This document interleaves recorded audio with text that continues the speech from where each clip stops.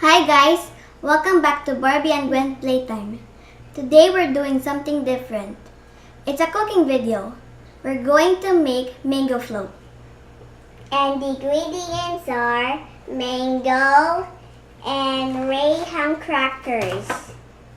Alaska sweetened condensed milk, Nestle all-purpose cream, and optional ingredients, Graham crushed crackers. The first step is get some mango and slice it into thin strips. In this case, ask a guardian or grown-up to help you cut the mango strips. In a bowl, you will combine Nestle cream and condensed milk. And for the Nestle cream, you will pour all into the bowl.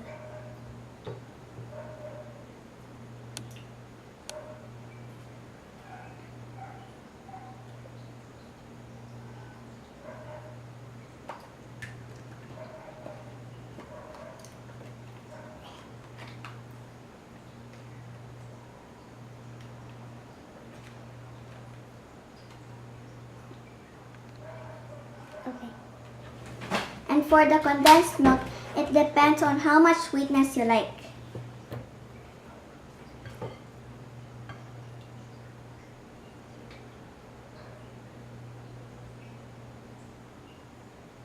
That's enough.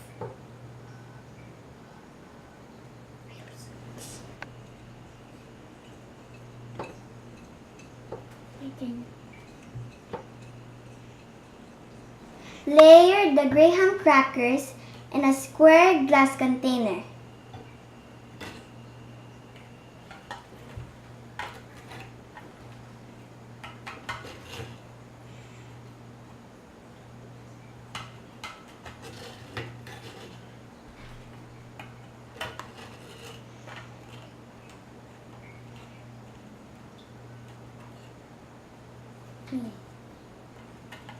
Put on the crackers, the sliced mango, and the mixed condensed milk and Nestle cream.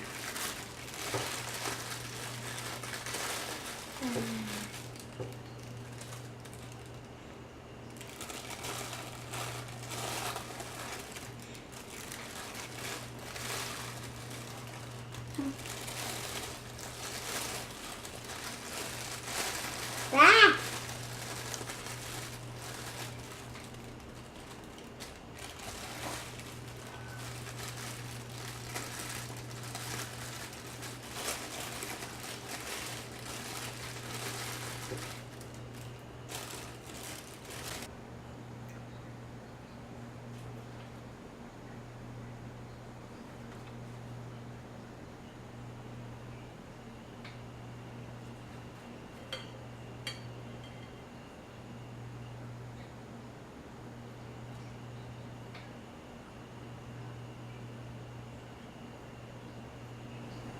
Repeat until you've finished all of the ingredients.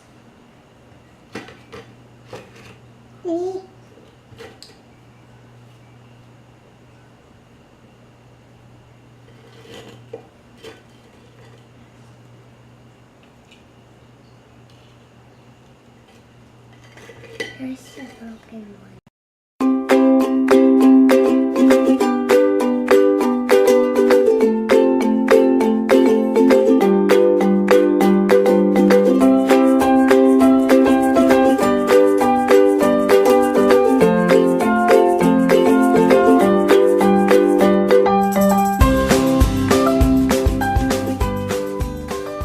After you finished all of your ingredients, this is the optional part. You can put toppings on top of the mango float before you put it in the freezer.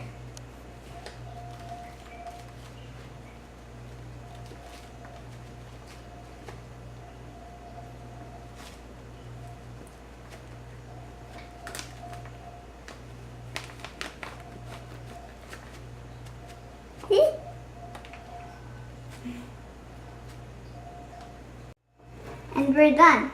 This is the finished product. Put it in the refrigerator to take in and chill overnight. And we'll see you guys next time. Bye!